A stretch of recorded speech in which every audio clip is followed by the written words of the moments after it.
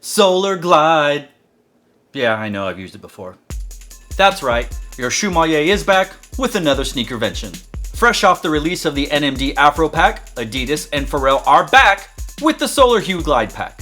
Released in 3 colorways, black, white, and multicolor, Adidas finds Pharrell putting his own spin on the Solar Glide. So today, we're going to be talking about the Pharrell and Adidas Solar Hue Glide in the multicolor colorway. So pull up a shoe, and let's kick off this trainer session. Let's get the stuff that you care about the most out of the way first. I'm consistently a size 9 across the board in Adidas, Nike, Puma, New Balance, etc. For this shoe, I ordered my true to size, which was a size 9, and it fit just fine. Honestly, it feels just like an Ultra Boost feels on my foot. I will say that when I tied my laces together, it was a little bit tighter right here along the middle of the foot. From a lengthwise perspective, it's exactly what it needs to be. But again, a little bit tighter here. I'm not saying you should go up half a size. I have a normal size foot closer to a narrower size, definitely not wide. So I don't have to worry about having to order bigger shoes just because my feet are wide. I feel confident in saying you could go true to size and be okay. You can remove the insole, so maybe if it's a little too tight, you can take that out, and maybe that'll work out in your favor. When it comes to comfort, even though the upper is not made out of prime knit, it's primarily mesh, this shoe is pretty darn comfortable. Again, it feels to me like a lowercase Ultra Boost. Not nearly as expensive, not nearly as high quality materials, and so you're not gonna get the same experience as an Ultra Boost. But because of the midsole, because of this boost material, I will say that this shoe, to my foot at least, is way more comfortable than an NMD. More comfortable than an Nike. Definitely more comfortable than an Adi Zero or a Pure Boost, but definitely not as comfortable as an Ultra Boost or an EQT or a BY Dub. I said it already, but this shoe, it's basically a little brother to the Ultra Boost. A lowercase Ultra Boost, if you will. Adidas says this is a running shoe, and I have no plans to run in any shoe, so I'll have to take their word for it. But in terms of lifestyle and walking around and being comfortable and having fun and whatnot, yeah, it's a pretty comfortable shoe. Now, I haven't worn this shoe for a long, extensive period of time in warm weather. So I cannot tell you if this shoe breathes better or not as good as an Ultra Boost or whatever. But remember, it is mesh, so it's going to breathe differently than if your shoe was prime knit. Keep in mind that there are perforations here on the front of the shoe in the toe box area that you don't find on the other parts of the shoe. In fact, there's layers of mesh in the middle of the shoe as well as the back of the shoe.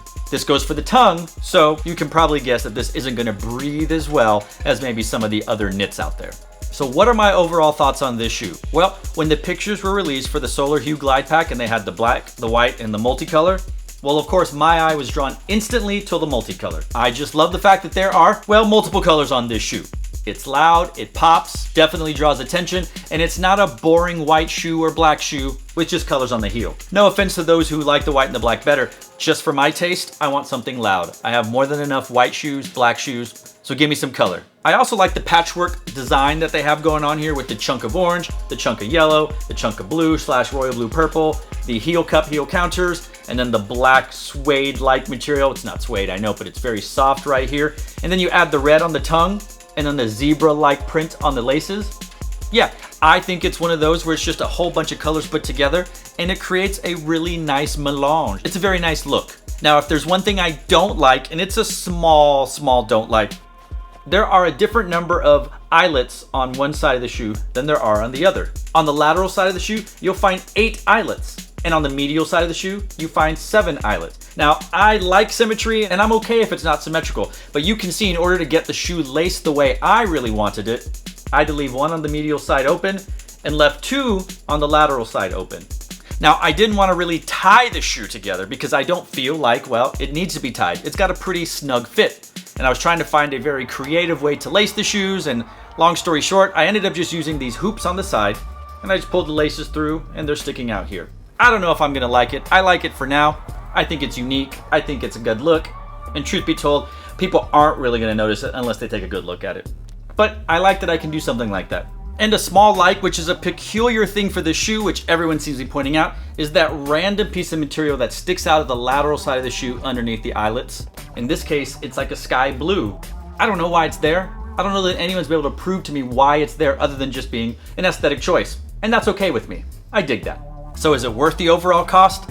I think if you're totally into the hype, you're totally into Pharrell, and you just have to have these shoes, then no, it's not. And they're listed at $150, which I think is maybe $10 more than they should be, But I guess at this point, you were just really splitting hairs. So at $150, it's decent. You go to $200 plus a little bit, depending on your shoe size, and I don't think it's worth it because the shoe itself isn't worth it. Again, it's a stepbrother, lowercase version of the Ultra Boost, so material-wise, it's not up to the quality that Ultra Boost is, which is listed at $180. But because it's a collab, because it's Pharrell, because it was probably way more limited in numbers, I get why there's hype around it, and I get why people really want it, and I get why people like me will pay extra for it because, well, it's a cool shoe. So this is the cheapest hyped Pharrell shoe because I don't consider the tennis Hue very hyped because you can get it for like $30 now, depending on the discount code you put in. So what do you guys think about the Solar Hue Glide? Which one's your favorite? Again, I would have to put them in the multicolor and then the white one and then the black one. And at some point I may just order the white and black once resale starts coming down a little bit. I think those will come down a bit. Multicolor's probably gonna stay where it's at. Might even go up, who knows? I'm totally digging what Pharrell brings to Adidas. It's definitely unique. Yeah, I'm buying what Pharrell is cooking. Nope, that's not right. So, you know the drill.